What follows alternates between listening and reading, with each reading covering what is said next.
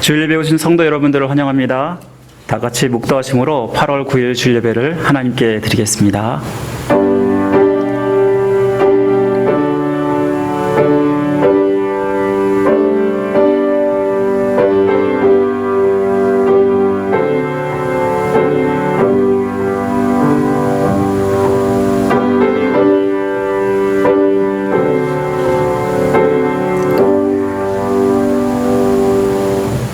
하나님은 영이시니 예배하는 자가 신령과 진정으로 예배할지니라.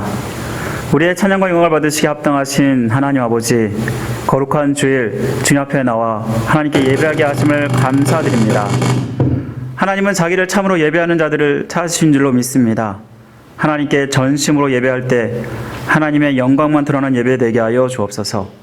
예배의 시종을 주님께 부탁드려오며 우리를 죄에서 구원해주신 예수 그리스도의 이름으로 간절히 기도드립니다. 아멘. 우리 다같이 찬송가 14장, 구찬송 30장 다같이 일어나서 함께 찬양드리겠습니다.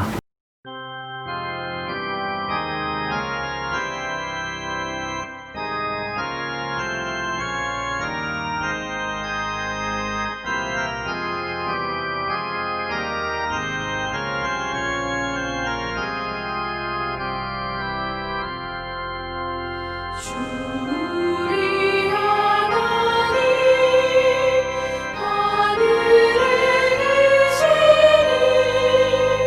모처럼 빛 주 앞에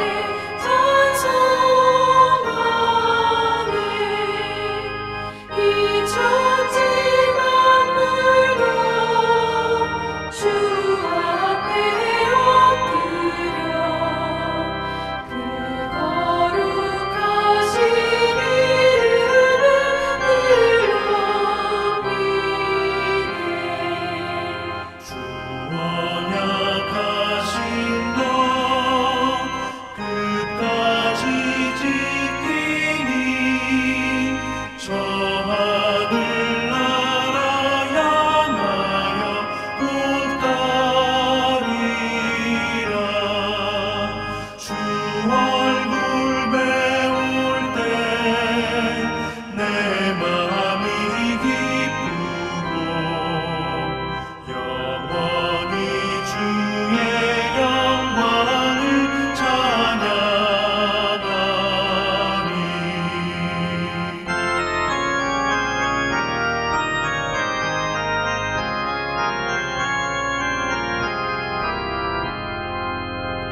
왕의 왕 되신 주 하늘에 계시니 이 세상 죄악에 계신 구주 예수 저 천군 천사들 주 옹위하고서 무성도 함께 영원히 늘 섬기네.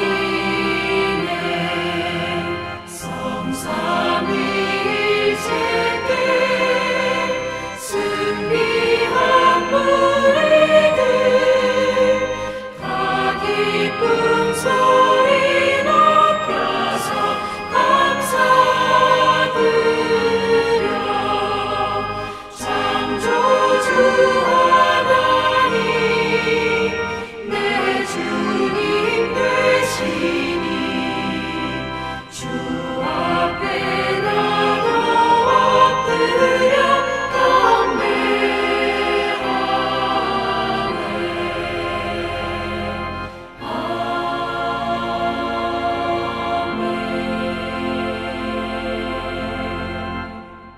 우리 교독문 74번, 우리 마태복음 5장 우리 함께 교독하도록 하겠습니다. 제가 먼저 있습니다. 심령이 가난한 자는 복이 있나니 천국이 그들의 것이며 애통하는 자는 복이 있나니 그들이 위로를 받을 것이며 온유한 자는 복이 있나니 그들이 땅을 기업으로 받을 것이며 의에 줄이고 목마른 자는 복이 있나니 그들이 배부를 것이며 긍휼히 여기는 자는 복이 있나니 그들이 긍휼히 여김을 받을 것이며 마음이 청결한 자는 복이 있나니 그들이 하나님을 볼 것이며 화평하게 하는 자는 복이 있나니 그들이 하나님의 아들과 걸음을 걷는 것이며 의를 위하여 박해를 받는 자는 복이 있나니 천국이 그들의 것이니라. 나로 말미암아 너희를 욕하고 박해하고 거짓으로 너희를 거슬러 모든 악한 말을 할 때에는 너희에게 복이 있나니 기뻐하고 즐거워하라. 하늘에서 너희의 상이 큼이라. 너희 전에 그런 선자들도 이같이 박해하였느니라. 아멘. 사도신경 우리의 신앙을 고백드리겠습니다. 전능하사 천지를 만드신 하나님 아버지를 내가 믿사오며 그 외아들 우리 주 예수 그리스도를 믿사오니 이는 성령으로 잉태하사 동정녀 마리아에게 나시고 본디오 빌라도에게 고난을 받으사 십자가에 못 박혀 죽으시고 장사한 지 사흘 만에 죽은 자 가운데서 다시 살아나시며 하늘 오르사 전능하신 하나님의 편한 자 계시다가 저로서 산 자와 죽은 자를 심판하러 오시리라.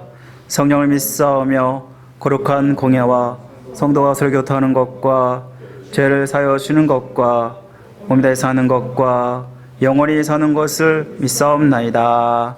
아멘. 다 앉아주시고요. 우리 찬송가 429장, 구찬송가 489장 함께 찬양드리겠습니다.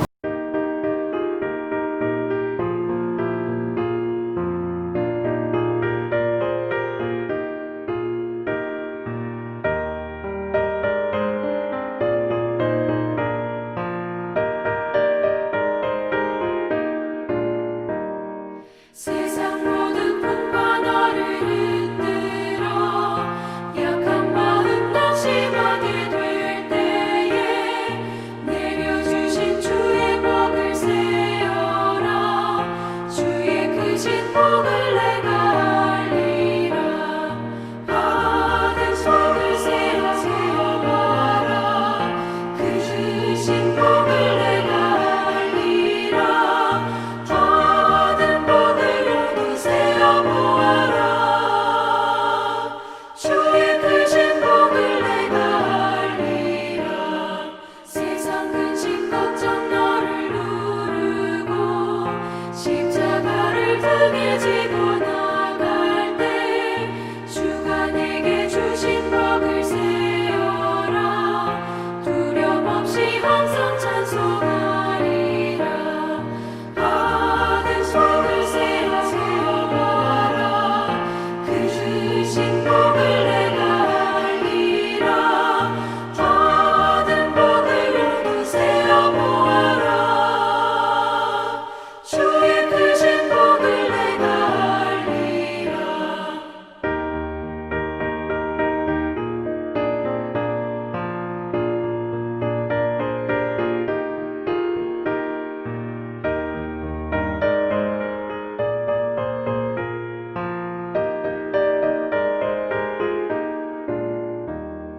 세상 권세 너의 앞길 막을 때 주만 믿고 낙심하지 말아라. 천사들이 너를 보호하리니 염려 없이 앞만 보고 나가라.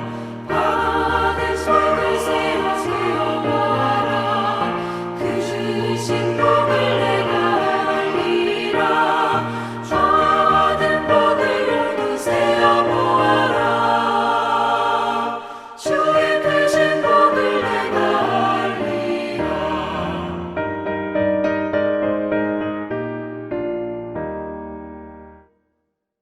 우리 시간 우리를 대표해서 박순장님 나오셔서 기도해 주시겠습니다. 전지 만물을 지으시고 저에게 화평과 희락과 하나님께 대하여 영광의 기회를 주신 아버지 하나님, 주님의 그 놀라운 은혜를 바다를 먹물로 삼고 하늘을 두루마리 삼아도 어떻게 다 표현할 수 있겠습니다. 아버지 하나님, 저의 생을 주님께서 주장하시고 이 시간 하나님의 존재를 찾게 하신 아버지 하나님께 진심으로 감사와 영광과 찬송을 드립니다. 아버지 하나님, 주님께서 오늘 귀한 은혜로 저희에게 같이 하시며 우리가 이 땅에 살 때에도 세상에 빠지지 않게 하시고 온전히 주님만 바라며 살아왔는지를 생각해 봅니다. 아버지 하나님, 저희들은 두 마음을 품은 자들입니다. 주님 용서하시고 저희를 깨끗게 하시며 이 시간 구별된 마음으로, 성결된 마음으로 이 자리에 있게 하여 주시옵기를 바라오고 원합니다. 아버지 하나님, 이 세상은 주님께서 창조하시고 주님께서 지키시는 세상이지만 지금 코로나 바이러스 때문에 아주 어려운 지경에 있습니다. 낮에는 구름 기둥으로, 밤에는 불 기둥으로 인도하셨던 하나님께서 저희를 이끌어 주시옵시고 그런 병마로부터 깨끗하게 보호하여 주시옵기를 바라옵고 원합니다. 우리 교회 모든 교우들은 한 명도 이러한 일을 당하지 않도록 주님 저희를 지켜주시고 저희를 보호하여 주시옵기를 바라옵고 원합니다. 아버지 하나님, 이 빈자리들이 너무나 많습니다. 빈자리를 주님께서 채워주시옵시고 교회가 부흥케 하여 주시옵기를 바라옵고 원합니다. 그러기 위해서는 저희들이 깨어있게 하시며 더욱더 기도하게 하시고 말씀을 보게 하시며 하나님 나라를 전파하기 위하여 최선을 다하는 저희들 되게 하여 주시옵고 이 하나님의 교회가 이 세상에서 우뚝 서는 교회가 되게 하여 주시옵기를 바라옵고 원합니다. 아버지 하나님, 또한 바라옵는 것은 이 땅에 하나님의 나라 건설을 위해서 세계 곳곳에서 최선을 다하는 선교사님들, 이 시간도 하나님의 역사를 위해서 힘쓰고 있습니다. 그들을 지켜주시옵시고 온 땅이 하나님의 나라가 되는 그날까지 최선을 다하는 선교사님들 되게 하여 주시옵기를 바라옵고 원합니다. 아버지 하나님, 우리 교회에 연로하시고 어르신들 계십니다. 그들을 지켜주시옵시고 힘들지 않게 하시며 늘 강건케 하여 주시옵기를 바라옵고 원합니다. 아버지 하나님, 이 교회를 향하여 사람들이 물밀듯 찾아올 수 있도록 주님 도와주시옵소서. 아버지, 목사님 말씀을 들고 단에 섭니다. 귀한 말씀을 전하실 때 힘있게 하시고 우리 마음밭에 떨어져서 아름다운 열매를 맺어갈 수 있도록 귀한 말씀으로 전하게 하여 주시옵기를 바라오고 원합니다.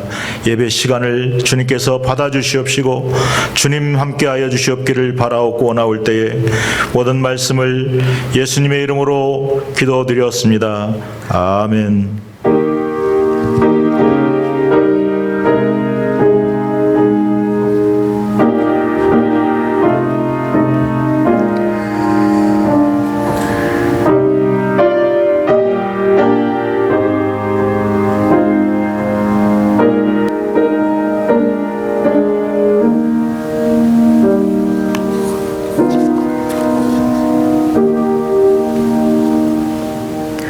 이 시간은 복문 시간입니다. 내게 있는 향유가 함께 찬양드리면서 복원하는 시간을 갖겠습니다.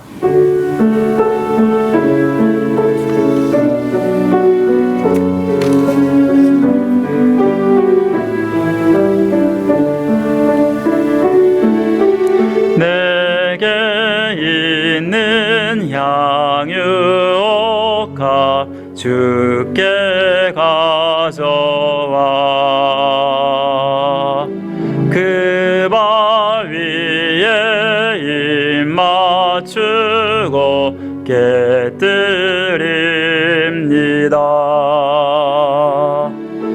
나를 위해 험한 산길 오르신 예수, 걸음마다 그 신사랑 새겨놓았네.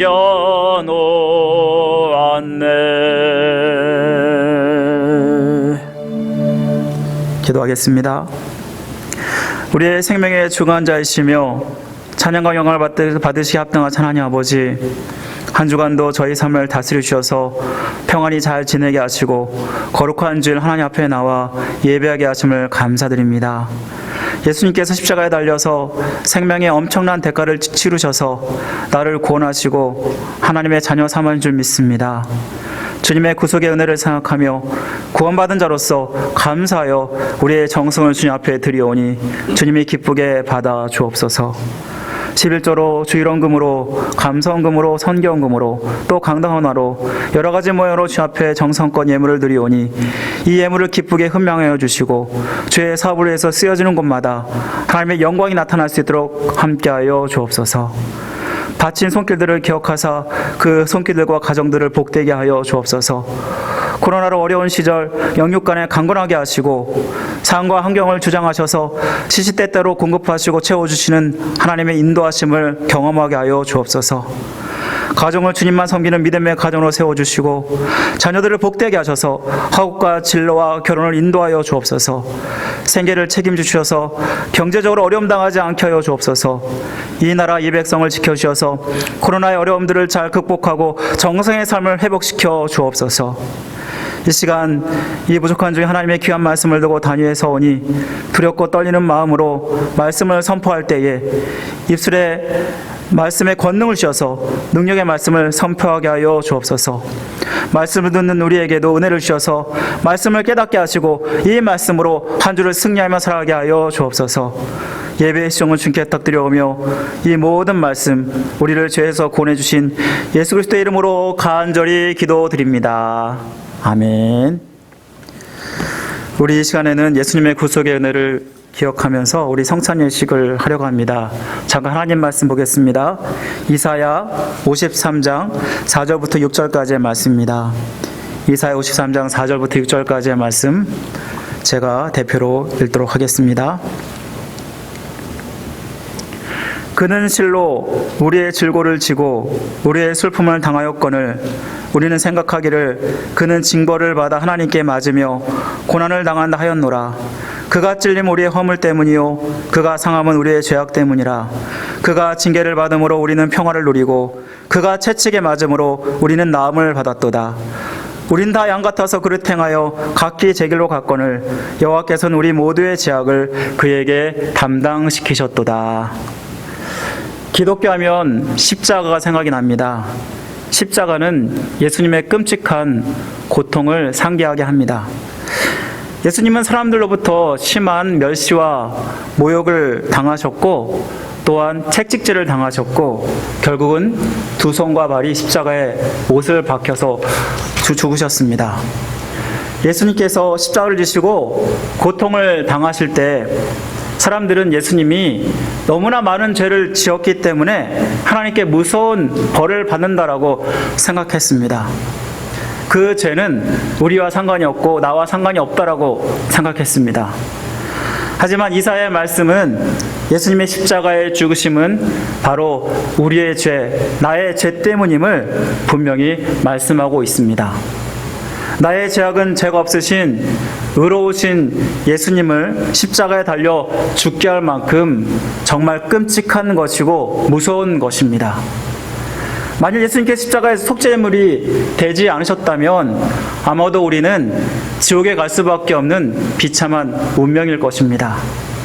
하지만 예수님께서 십자가에서 속죄제물이 돼 주셔서 우리를 대신해서 죽으시고 구속해 주셨기 때문에 우리가 죄를 해결받았을 뿐만 아니라 우리와 하나님 사이에 화목되어서 하나님의 자녀가 되었고 구원받아서 천국을 소망할 수 있게 되는 것입니다.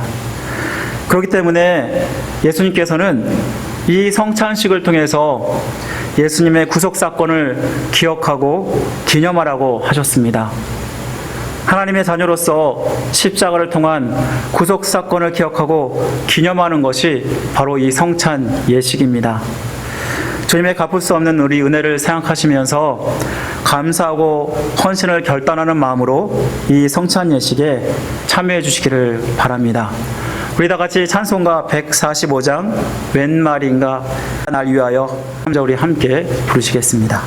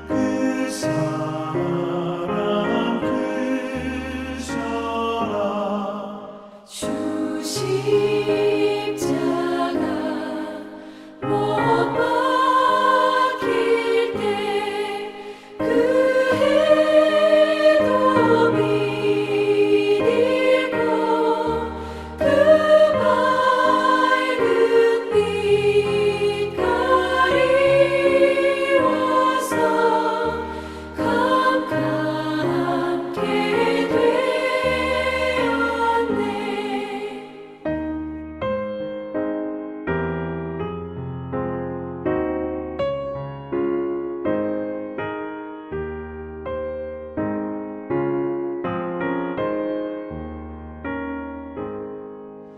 나 십자가 대할 때에 그 일이 고마워 내 얼굴 감히 못 들고 눈물 흘리도다. 늘 울어도 눈물로서 못 갚을 줄 알아. 몸밖에 드릴 것 없어 이 몸 바칩니다.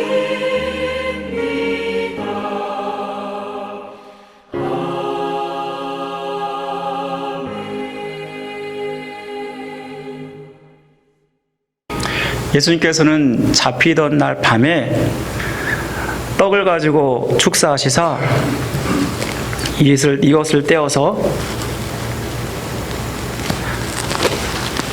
이를 내 몸을 기념하는 떡이라고 말씀하시면서 이를 나누셨습니다. 우리 이 시간 이 떡을 먹음으로써 우리 주님의 몸을 기념하도록 하겠습니다. 또 식후에 예수님께서는 잔을 가지시고 축사하시사 이 잔을 이렇게 따르시면서 이 잔은 내 몸을 기념하는 새 언약이라고 말씀하시면서 이 잔을 마실 때마다 자기의 그 피를 기념하라고 하셨습니다. 우리 이 시간 또 우리 이 잔을 마심으로 주님의 피를 기념하도록 하겠습니다. 이후 예수님과 제자들은 참여하면서 감람산으로 나가셨다고 말씀하셨습니다. 우리 찬송가 151장 우리 만왕의 왕 내 주께서 우리 함께 찬양하시면서 우리 성찬 예식을 마치도록 하겠습니다.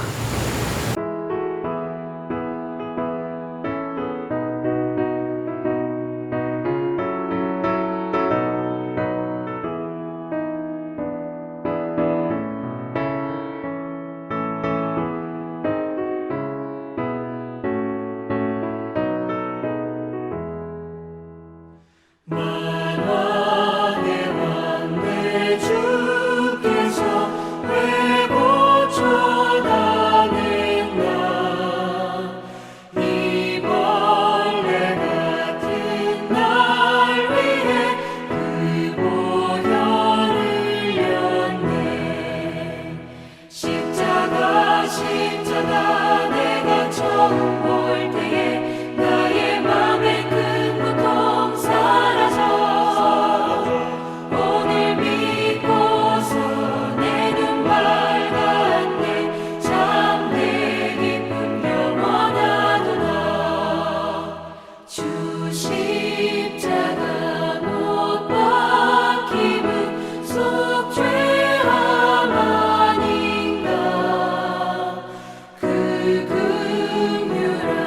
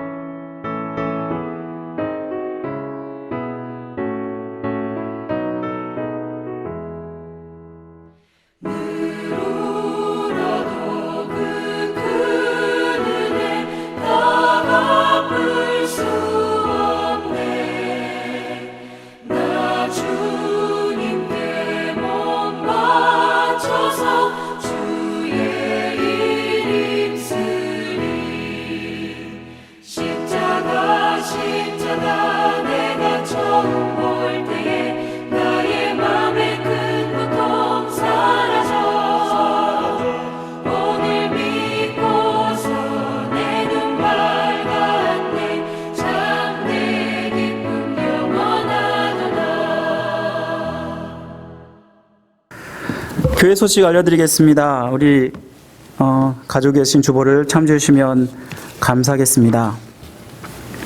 우리 한 영혼을 말씀으로 전파하고 또 가르치고 치유해서 온전한 제자 삼는 교회 생수만교회 오신 여러분들을 환영합니다. 우리 한 주간 동안 어떻게 지내셨나요? 아마 코로나로 참 어려운 시절을 보내면서도 하나님의 은혜에 참 감사하는 그런 시간이었을 줄 믿습니다. 우리 함께 좌합대로 이렇게 인사하겠습니다. 우리 잘 오셨습니다. 축복합니다. 우리 함께 인사하겠습니다. 잘 오셨습니다. 축복합니다. 네, 감사합니다. 우리 계속 코로나 사태가 계속 심각한 상황이니까요. 우리 코로나 방역 지침을 잘 따라주시면 감사하겠습니다. 좀 불편하시더라도 다른 사람을 위해서 우리가 하는 것이니까 나 자신뿐만 아니라 다른 사람을 보호하고 또 코로나로 안전을 지키기 위해서 하는 것이니까 잘 따라주시면 감사하고요. 혹시 몸이 불편하시거나 불가피한 사정으로 교회에 못 나오신 분들이 있으면 온라인 예배를 드셔도 되니까요. 우리 그렇게 꼭 주일에 예배를 드려주시면 감사하겠습니다. 또한 주중 카톡으로 계속해서 하나님 말씀을 보내드리고 또 수요예배를 보내드리고 있습니다. 우리 말씀을 더 열심히 들어주시고 또 수요예배에 적극적으로 좀 참여해 주시면 감사하겠습니다. 또 우리 코로나 감염 예방과 또 방역 안전을 위해서 지난주 금요일 날 전문 방역 업체가 와서 또 우리 교회를 방역했으니까요. 우리 안전하게 또 예배 드릴 수 있습니다. 또한 교회 모험이 없는 관계로 현재 청소는 2주마다 하니까 우리 주보를 참조하셔서 2주마다 이렇게 교회 청소에 적극적으로 협조해 주시면 감사하겠습니다. 우리 코로나 감염 사태가 아마 내년 1월까지는 계속 지속될 것이라고 지금 계속 예상하고 있습니다. 지금 아마 백신은 1월부터 이렇게 공급이 되지 않을까 생각하고 있는데요.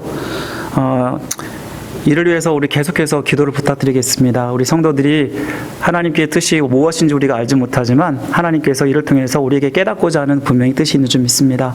우리 성도들 계속해서 기도해 주시고 그리고 모든 백성들이 이 모든 사태를 잘 이겨갈 수 있도록 극복해 갈 수 있도록 기도를 부탁드리겠습니다. 다른 모든 사항은 주보를 참조해 주시면 감사하겠습니다. 오늘 하나님께서 우리에게 주시는 말씀은 말라기 2장 17절부터 3장 6절까지의 말씀입니다. 말라기 2장 17절부터 3장 6절까지의 말씀 한 절씩 교독하도록 하겠습니다. 제가 가지고 있는 성경으로는 1329면에 있습니다. 말라기 2장 17절부터 3장 6절까지의 말씀 제가 먼저 읽도록 하겠습니다. 너희가 말로 여호와를 괴롭게 하고도 이르기를 우리가 어떻게 여호와를 괴롭혀 드렸나이까 하는도다. 이는 너희가 말하기를 모든 악을 행하는 자는 여호와의 눈에 좋게 보이며 그에게 기쁨이 된다 하며 또 말하기를 정의의 하나님이 어디 계시냐 함이니라.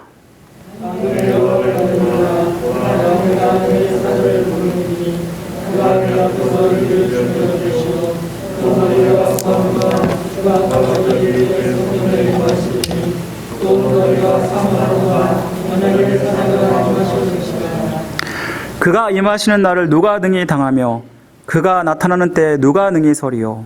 그는 금을 연단하는 자의 불과 흡역하는 자의 잿물과 같을 것이라.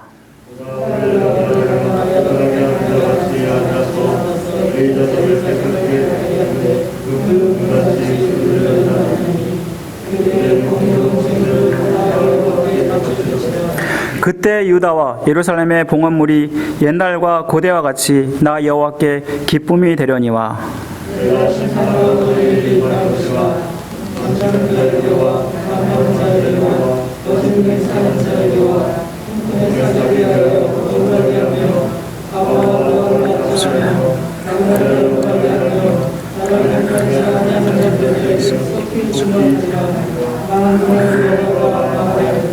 다 같이 있습니다.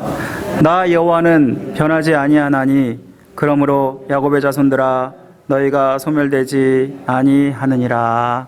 아멘. 우리 이 시간에는 계속해서 말라기 말씀을 살펴보고 있는데요. 언약의 사자가 우리라는 제목으로 하나님 말씀을 나누겠습니다. 어떤 집사님이 한 목사님께 찾아와서 그 집사님이 최근 코로나로 인해서 상담을 하게 되었습니다. 정말 너무나 힘들다고, 너무나 어렵다고 그렇게 얘기하는 것이었습니다. 심지어는 자기가 직장도 잃어버렸다고 하면서 너무나 힘들어하는 모습을 보았는데, 코로나 사태로 그가 그러한 어려움뿐만 아니라 심지어 영적으로도 너무 힘들다라고 그렇게 상담을 하는 것이었습니다. 나름대로 새벽 기도도 하고 또 예배도 빠지지 않고 더 열심히 신앙생활 했음에도 불구하고 교회에 와서 예배를 드려도 감격이 없고, 또 예배를 드려서 뭐하나, 기도를 드려서 뭐하나, 이런 생각까지 들더라는 것입니다. 그러면서 이런 생각까지 듭니다. 하나님이 정말 나를 돌보시는 건 맞나? 또 하나님이 정말 살아계신 건 맞나? 이런 의심까지 들더라는 것입니다. 우리는 우리 나름대로 믿음대로 행하려고 그렇게 하지만 좀 더 상황이나 형편이 나아지지 않을 때 하나님 말씀대로 살려고 고군분투해보지만 패배의 쓴맛을 볼 때가 있습니다. 기도하였음에도 불구하고 그 기도가 응답되지 않는 것 같고, 또 어려움과 고통이 제거되지 않을 때 오히려 그 어려움이 더 힘들게 하고 가중될 때 하나님이 정말 나를 사랑한 것 같지 않은 것처럼 그렇게 느끼고, 또 자기를 돌보지 않은 것처럼 느끼게 된다라는 것입니다. 그러면서 하나님이 살아계신 건 맞냐고, 내가 하나님의 자녀가 맞냐고 우리가 의심을 하기 시작하는데요. 우리가 하나님의 존재까지 생각하면서 우리의 신앙이 흔들리는 것을 보게 됩니다. 사실은 이 집사님의 문제만은 아닐 것입니다. 나의 문제는 아닐까요?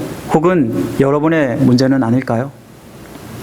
우리는 이 어려움들을 겪을 때 때로는 이런 의심까지 할 때 어떻게 해야 될까, 우리는 오늘 말씀을 통해서 살펴보기를 원합니다. 오늘 본문에 나오는 이스라엘 백성이 그랬습니다. 이스라엘 백성들은 하나님이 악을 오히려 기뻐한다고 말하면서 하나님이 공의 하나님이 맞냐고, 그리고 그러면서 영적 침체가 이들에게 찾아왔습니다. 하나님께서 분명히 성전을 지으면 이스라엘의 번영을 분명히 주신다고 약속하셨습니다. 하지만 이것이 결단코 이루어지지 않았고, 여전히 이스라엘 백성들은 페르시아 이방 민족의 지배를 받고 있었고, 여전히 가난한 찌든 삶에 살고 있었다라는 것입니다. 이에 반해서 이방 민족은 자기들보다 잘 먹고 잘 사니까 이런 생각을 하게 된 것처럼 보입니다. 이렇게 하나님의 공의를 의심한다는 것은 자기는 괜찮은데 하나님의 정의에 따라 행하신 분이 아니라는 그러한 착각을 갖게 합니다. 이는 하나님을 향한 신앙 자체가 흔들린다는 것을 말씀하는 것입니다. 이런 착각이 들 때 우리가 현재 뭐가 문제가 있는 것인가, 우리는 생각을 해보셔야 합니다. 우리가 알다시피 하나님은 공의로우시고 신실하신 분이십니다. 성경의 역사를 통해서 그것을 증명하셨습니다. 이스라엘 백성이 애굽에서 압제를 당할 때 하나님께 부르짖었더니 하나님께서 아브라함과 이삭과 야곱의 언약을 기억하사 그들을 들으시고 그들을 구원하셨다라고 말씀하고 있습니다. 또 사사시대 때 보면요, 이스라엘 백성들이 이방 민족의 압제로 부르짖으면서 그렇게 하나님께 매달렸을 때 사사를 보내셔서 이들을 또한 구원하는 것을 우리는 보게 됩니다.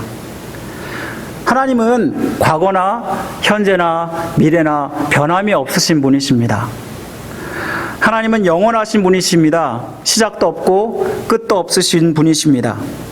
영원하신 하나님은 과거도 없고 미래도 없고 오직 현재만 있는 분이십니다. 이렇게 영원하신 하나님은 또한 변함이 없으십니다. 이사야 48장 12절에 보면은 야곱아 나의 분 이스라엘아 나를 들으라 나는 그니 나는 처음이요 또 마지막이라. 또 요한계시록 1장 8절에 보면은 주 하나님이 가라사대 나는 알파요 오메가요 이제도 있고 전에도 있었고 장차 올 전능한 자라고 하셨습니다. 또한 히브리서 13장 8절에 보면은 예수 그리스도는 어제나 오늘이나 영원토록 동일하시다라고 말씀하십니다. 결국 유대인들이 하나님으로부터 복을 받지 못하고 하나님의 신실하심을 의심하는 것은 하나님의 문제가 아니라 바로 이스라엘 백성 자신의 문제였다는 것을 말씀해 줍니다. 이스라엘 백성들은 불순종의 삶을 살았습니다.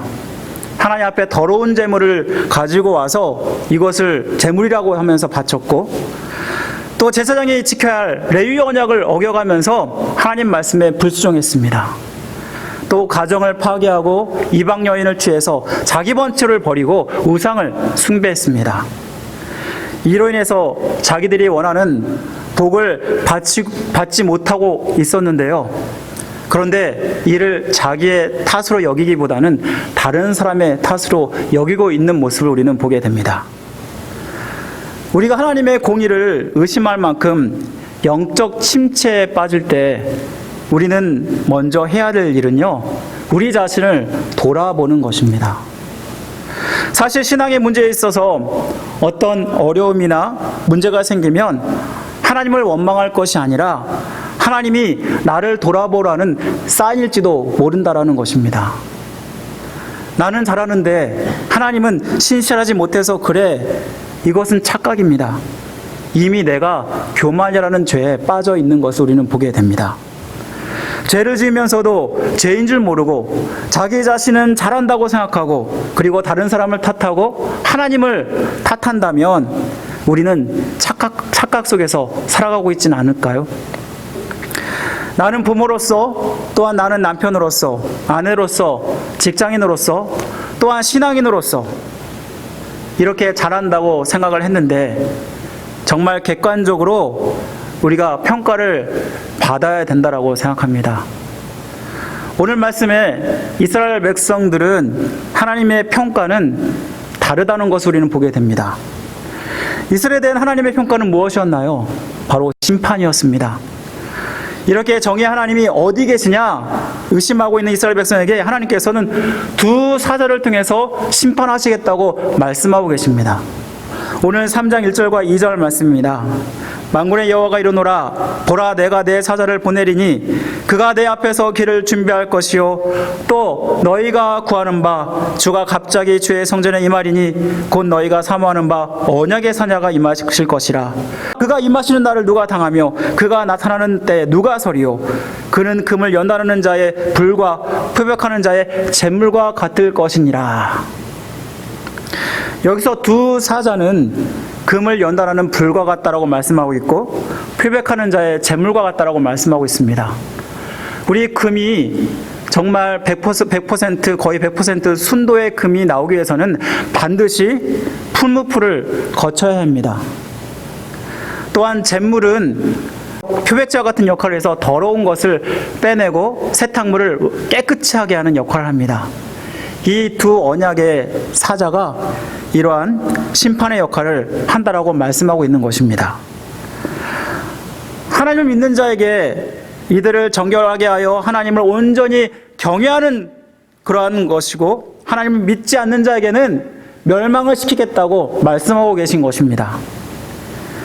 그래서 하나님은 이스라엘 백성을 심판하시는 자를 두 사자라고 말씀하고 있는데 여기에 두 사자의 역할은 다른 것을 보게 됩니다. 한 사자의 역할은 앞으로 올 하나님을 예비하는 사자였고 또 한 사자는 갑자기 성전에 임하여서 하나님의 심판을 직접 준행하는 그러한 사자였음을 보게 됩니다. 말라기 말씀을 통해서 하나님의 심판의 약속은 세례 요한과 예수 그리스도를 통해서 이루어졌다는 것을 우리는 분명히 알 수 있습니다. 하나님 먼저 세례 요한을 보내신 것은 주님의 길을 예비하기 위한 것이었습니다. 이 세상에서도 왕을 맞이할 때 준비 없이 맞이하지 못할 것입니다. 누군가가 귀한 손님이 오면 이를 준비하기 위해서 최선을 다해서 모든 것들을 갖추게 되는데요. 마찬가지로 예수님이 이 땅의 만왕의 왕으로 이 땅에 오실 때 세례 요한이 바로 이러한 준비를 하는 자로 쓰임 받는다는 것을 말씀하고 있습니다. 말라기 선지자가 세례 요한을 예언한 것은 이사야의 40장 3절 말씀을 다시 한번 확증해 주는 예언입니다. 외치는 자의 소리여 이르되 너희는 광야에서 여호와의 길을 예비하라 사막에서 우리 하나님의 대로를 평탄하게 하라. 세례 요한은 주님의 길을 위해서 외치는 자의 소리라고 말씀하고 있는데요. 혹시 소리가 어떤가요? 외치고 나면은 결국 이 음성이 금방 사라져 버립니다. 마찬가지로 이 세례 요한은요, 예수 그리스도를 예비하는 자로 왔다는 것을 말씀하고 있는 것입니다. 세례 요한은 이 땅 가운데 와서 회개의 세례를 전파하였습니다. 그렇다면 왜 회개가 예수님을 준비하는 그러한 역할을 하게 될까요? 예수님이 이 땅에 오신 목적은요, 죄인을 구원하기 위해서 오신 것입니다. 그러므로 그분을 영접하기 위해서는 자신을 먼저 죄인으로 인정하고 회개하는 그러한 것이 선행되어야 하였기 때문입니다. 마음을 온전히 주님이 원하는 모습으로 갖게 하기 위해서 죄를 회개하는 것이 얼마나 중요한지를 깨닫게 합니다. 회개는 그만큼 우리에게 중요한 것입니다. 우리가 예수님을 영접할 때 처음 반드시 해야 될 일이 바로 회개입니다. 회개 없이는 예수 그리스도를 나의 구세주요 나의 하나님으로 영접하지 못합니다. 죄를 지어도 양심에 꺼리낌이 없는데 회개하면 되지 단순하게 생각하고 이를 이용해서는 안 됩니다. 회개라는 용어가요, 원래 그 원어로 메타노이아라는 그런 단어를 쓰는데요, 이 말씀 자체가 마음의 변화, 그러한 뜻을 나타내고요, 또 때로는 에피스트로페라는 그러한 원어를 쓰는데 행동의 변화를 얘기한다고 합니다. 성경에서 말하는 회개의 정확한 의미는 마음을 바꾸고 행동을 바꾸는 것입니다. 참된 회개는 따라서 죄를 뉘우칠 뿐만 아니라 또한 회개에 합당한 일을 행하는 것임을 말씀하고 있는 것입니다. 아마 여러분들 요나를 아시죠? 요나가 니느웨에서 하나님 말씀을 선포했습니다. 그런데 분명히 이들은 이방인이었고, 그리고 하나님 앞에 무서운 죄를 지었기 때문에 심판을 당할 수밖에 없는 자들이었습니다. 그런데 이들이 베옷을 입고 금식하면서 제에 앉아서 그래서 옷을 찢고 그러면서 하나님께 회개하였더니 하나님이 그 심판을 돌이키셨다라고 말씀하고 있습니다. 우리가 회개할 때, 다시 말하면 우리가 죄인임을 인정하고 그 잘못을 뉘우치고 그렇게 주님의 정말 나의 구세주임을 인정할 때 바로 이것이 바로 회개임을 우리에게 말씀해주고 있는 것입니다. 우리에게 회개는 참으로 필요한 것입니다. 단지 예수 그리스도를 처음 믿을 때 내가 회개함으로 우리가 끝나는 것이 아니라 우리가 항상 회개를 하며 살아가야 되는 것입니다. 회개가 무엇입니까? 항상 나를 돌아보는 것입니다. 우리는 때로 주님만 믿으면 주님만 믿으면 잘 산다, 그러한 설교는 듣지만 죄에 대해서 말하는 그러한 것들을 얘기하면 싫어하는 모습을 보게 됩니다. 사람들은 본성적으로 죄에 대해서 말하는 것을 너무나도 싫어합니다.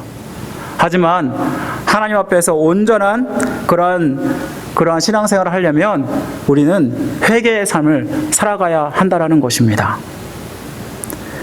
우리가 사람들의 비유에 맞춰서 그러한 복의 설교를 많이 할 수는 있지만 그것이 그 당시에는 나를 즐겁게 하고 또 나에게 어떠한 용기를 줄 수 있고 그랬을 것입니다.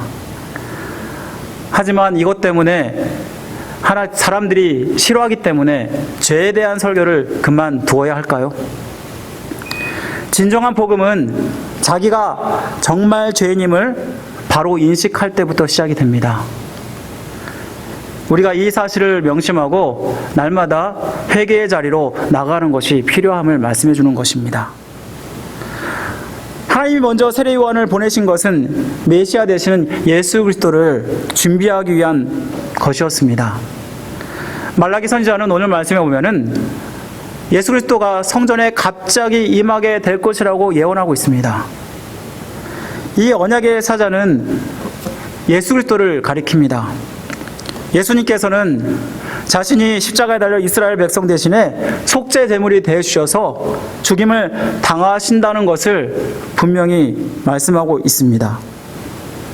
사실 하나님을 불신하고 공의의 하나님의 존재를 부정하는 이스라엘 백성을 향하여서 하나님은 무서운 벌을 내리셔야만 했습니다.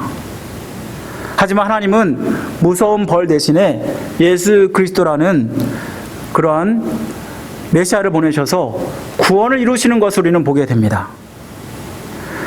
실질적으로 세례 요한과 예수 그리스도를 통해서 이루신 약속은 심판이 아니라 구원의 은혜였습니다. 분명히 말라기 선지자는 심판을 말하고 있는데, 그런데 이 약속을 이룬 것을 보면 심판이 아니라 구원이었습니다.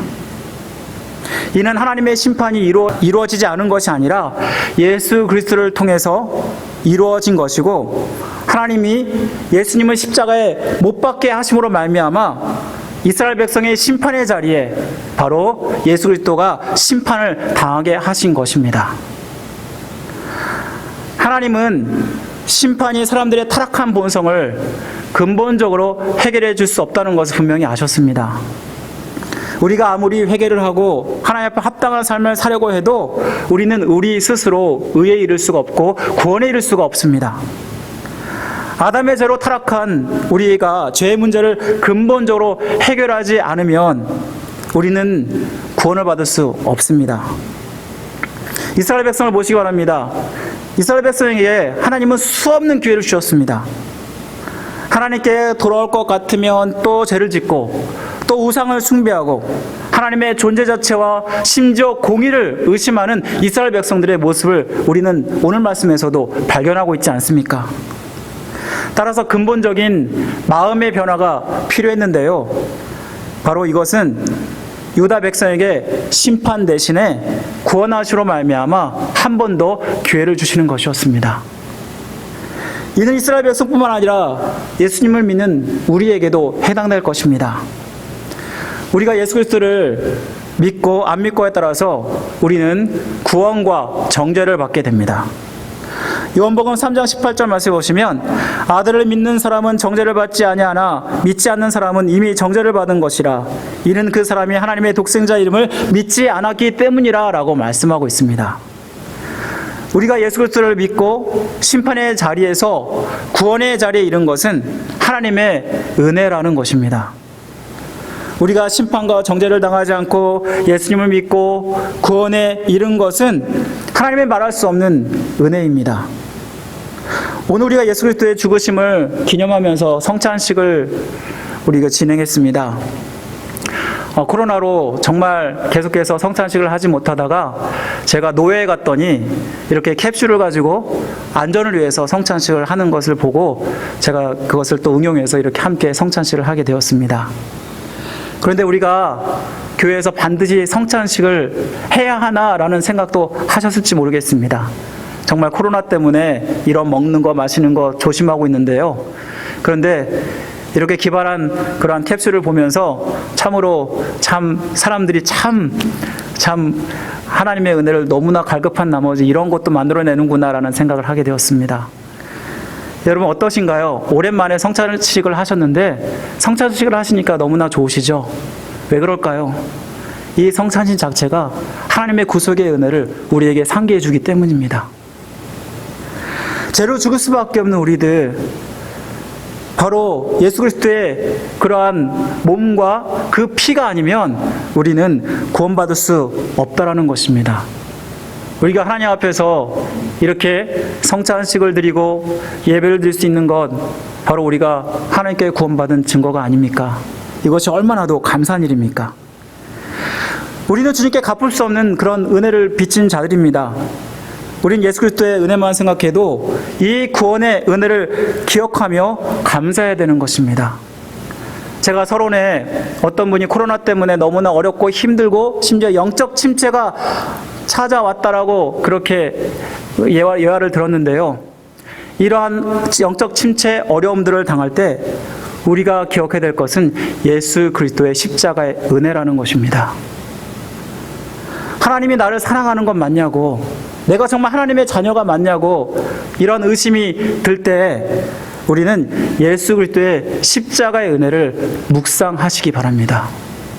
그럴 때 우리는 예수 그리스도의 십자가의 은혜가 나를 회복시키시고 나를 영적 침체에서 끌어낼 줄 믿습니다. 그렇다면 예수 그리스도의 십자가의 구속을 바라보는 자들은요, 어떤 삶을 살아갈까요? 예수 그리스도의 십자가를 통한 구원의 약속은 이미 이루어졌지만 아직 우리의 구원의 약속은 미완성입니다. 예수님은 2000년 전 처음 이 땅에 오실 때 구원자로 오신다면 다시 오실 때는 심판주로 오신다라고 약속하셨습니다. 초림시에 오실 때는요, 자기가 심판을 당하셔서 우리를 구원하셨고, 또 재림주로 오실 때는 우리의 죄를 직접 심판하시기 위해서 심판주로 오신다라는 것입니다. 예수 그리스도를 믿는 사람들의 신앙생활은 현재형이면서 미래형이라고 말할 수 있습니다. 예수 그리스도를 믿어서 이미 구원을 받았지만 여전히 영원한 천국을 소망하면서 신앙생활을 해가는 것이 바로 우리의 신앙생활이 아닙니까? 예수님은 천국으로 승천하시면서 말씀하셨습니다. 천국을 예비하러 가고 또한 너희가 본 대로 이 땅에 다시 올 것이라고 말씀하셨습니다. 만약 예수님이 영원한 천국을 소망하면서 신앙생활을 하는 자의 삶은 그렇다면 어떨까요? 천국을 소망하며 준비하는 삶을 살아가는 그러한 삶을 살아갈 것입니다. 주님이 언제 오실지, 언제 다시 오실지 우리는 정말 알지 못합니다. 마태복음 25장 13절에 보면은 깨어있으라 너희는 그날과 그 시를 알지 못하느니라 라고 말씀하고 있습니다. 우리는 하루하루 기회가 없는 것처럼 최선을 다해서 살아가야 하는 것입니다. 그렇다면 천국을 소망하면서 최선을 다해서 준비하는 자의 삶은 어떨까요? 하나님을 경외하는 자의 삶을 살아간다라는 것입니다. 이스라엘 백성이 하나님 앞에 무서운 죄를 지은 것은 하나님을 경외하지 않았기 때문이었습니다. 하나님을 경외함이 가장 잘 드러나는 것은 바로 우리의 예배와 말씀에 순종하는 모습입니다. 두 언약의 선지자가 와서 심판을 하겠다라고 말씀하고 있는데 이 심판을 통해서 하나님은 두 가지를 말씀하십니다. 먼저 예배의 회복입니다. 오늘 3절과 4절 말씀을 보시면 이런 말씀이 나옵니다. 그가 은을 연단하여 깨끗하게 하는 자같이 앉아서 레위 자손을 깨끗하게 하되 금 은같이 그 둘을 연단하리니 그들이 공의로운 제물을 나 여호와께 바칠 것이라. 그때 유다와 예루살렘의 봉헌물이 옛날과 고대와 같이 나 여호와께 기쁨이 되려니와. 이 말씀에 보면은 하나님께서는 메시아를 보내셔서 레위 자손들이 공의로운 제물을 바치게 된다라고 말씀하고 있고 하나님은 이 제물을 기쁘게 바치신다라고 말씀하고 있다라는 것입니다. 하나님을 경외한다는 가장 대표적인 표현이 무엇이라고 생각하십니까? 바로 그것은 예배입니다. 하나님을 두려워하고 떨리는 마음으로 내가 피조물이고 하나님이 창조주이시고 또 그분이 구원자이심을 우리가 기억한다면 우리는 하나님께 합당한 예배를 드려야 함을 말씀해 주는 것입니다. 예배에도 하나님이 기뻐하신 예배가 있고 또 그렇지 않은 예배가 있는 거 여러분 아시죠?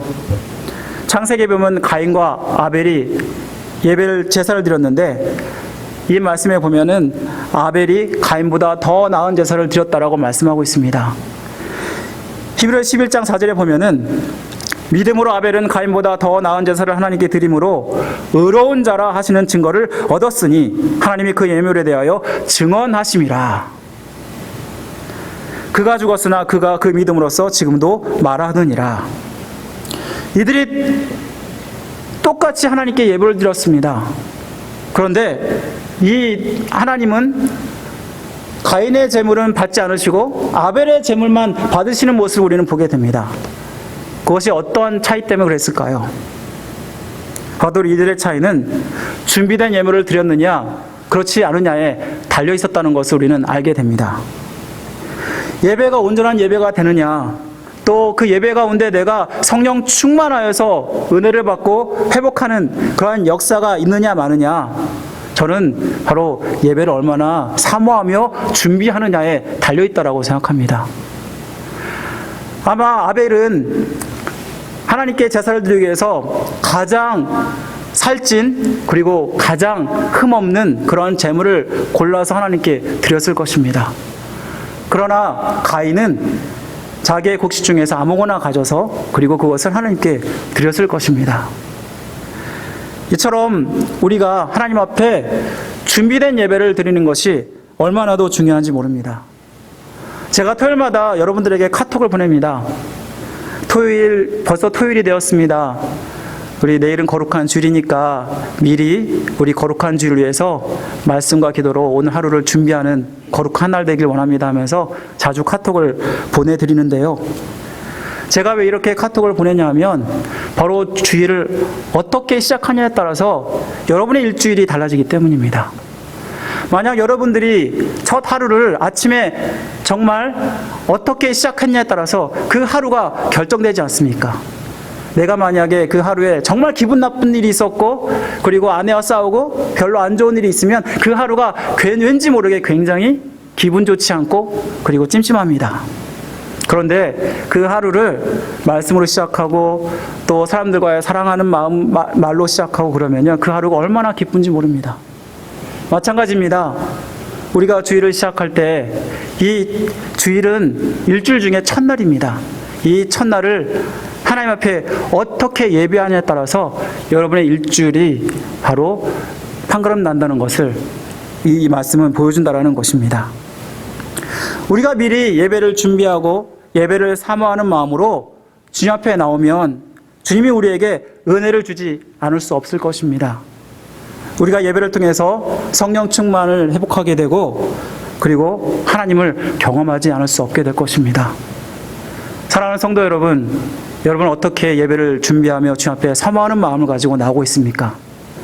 그냥 단지 주일이 되었으니까 그렇게 해서 성경만 들고 예배에 나오는 그런 매너리즘에 빠진 그런 예배가 아니라 비록 매번 드리는 예배지만 그 예배 때마다 하나님을 사모하고 간절한 마음으로 그렇게 준비할 때 하나님은 그 예배를 통해서 분명히 여러분들에게 또 우리들에게 은혜를 주실 믿습니다.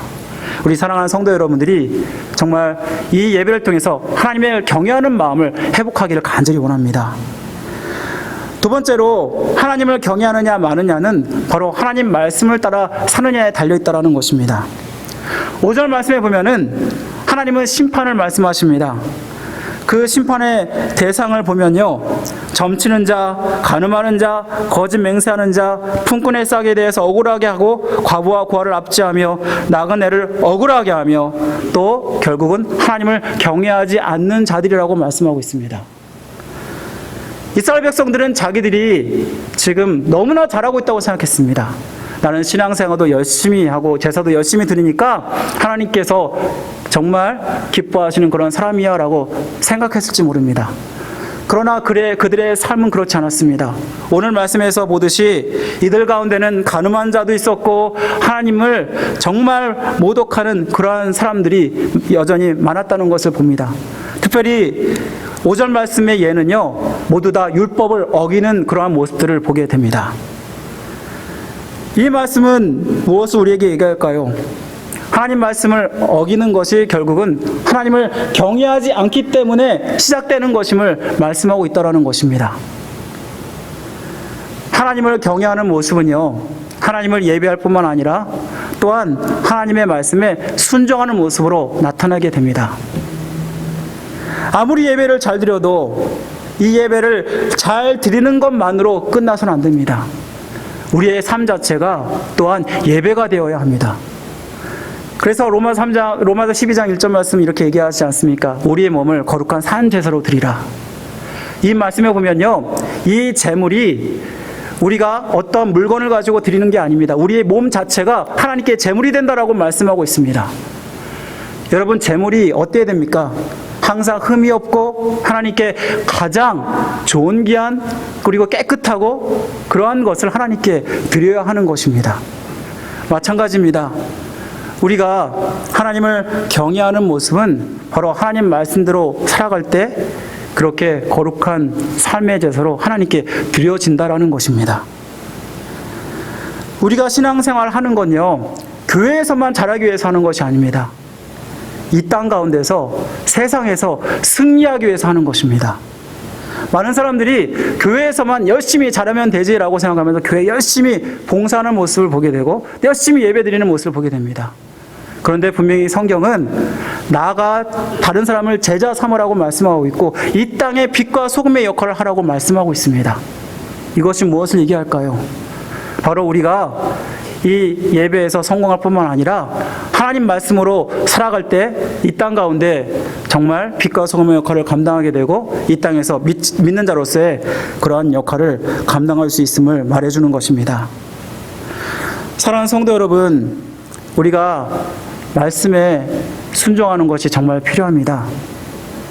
이 말씀이 여러분과 상관없는 그런 말씀이 아니라 여러분의 삶을 지배하고 여러분을 다스리는 말씀이 되게 하십시오. 하나님을 경외하는 사람은 항상 말씀을 자기의 기준으로 삼고 하나님 말씀을 따라 살아가는 자인 것입니다.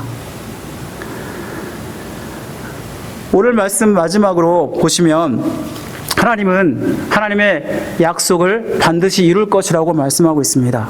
오늘 6절에 보시면 나 여호와는 변하지 아니하나니 그러므로 야곱의 자손들아 너희가 소멸되지 아니하리라. 이 말씀에 보시면 하나님은 말라기를 통해서 앞으로 언약의 사자가 올 것인데 이 언약의 사자가 세례 요한과 그리고 예수 그리스도를 통해서 이미 이루어졌습니다. 하지만 이스라엘 백성의 이 약속은 구원의 약속으로서 또한 우리에게 해당되는 구원의 약속인 것입니다. 이 약속을 얘기할 때 구원의 약속은 이미 성취되었지만 앞으로 성취될 약속인 것입니다. 다시 말하면 말라기 선지자를 통해서 우리에게 말씀하시는 것은 앞으로 구원의 약속을 따라서 우리가 신앙생활을 온전히 해가는 것이 얼마나 더 중요한지를 우리에게 말씀해 주고 있는 것입니다. 이스라엘 백성들이 예배를 소홀히 하고 하나님 말씀을 어김으로 말미암아 하나님을 경외하는 모습을 잃어버렸을 때 이들은 하나님 앞에 무서운 심판을 당한다라고 말씀하셨습니다. 마찬가지로 우리가 하나님을 경외하는 마음이 얼마나 더 중요한지를 이 말씀을 보여줍니다. 하나님을 두려워하고 하나님을 떨리는 마음으로 바라본다면 우리는 지금 현재 우리가 구원받은 것으로 만족하는 것이 아니라 우리가 앞으로 천국을 소망하며 우리가 하나님을 경외하는 삶을 살아야 함을 우리에게 말씀해 주는 것입니다. 하나님은 앞으로 재림주로 우리에게 오십니다. 그리고 하나님은 우리 가운데 부끄러운 구원을 당하는 사람이 있는가 하면 그렇지 않은 사람이 있음을 분명히 하실 것입니다. 앞으로 심판주로 주님이 오실 때 우리 모든 성도 여러분들이 하나님 앞에서 정말 잘했다 칭찬받는 그러한 하나님의 사람들이 되기를 간절히 원합니다. 이를 위해서는 여러분들이 예배를 소중히 하시고 또 하나님 말씀에 순종하십시오. 그래서 항상 자기의 삶을 되돌아보시고 점점점 예수 그리스도를 닮는 성화의 삶을 살아가십시오. 바로 이것이 하나님 앞에서 승리하는 비결인 줄 믿습니다.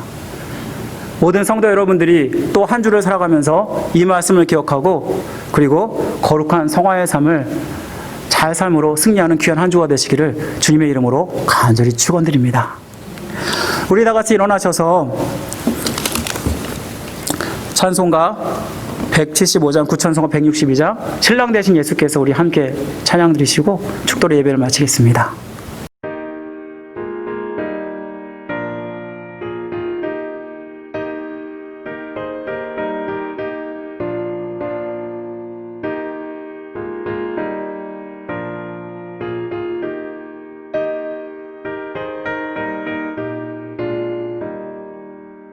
신랑 되신 예수께서 다시 오실 때 빨간 등불 들고 나갈 준비 됐느냐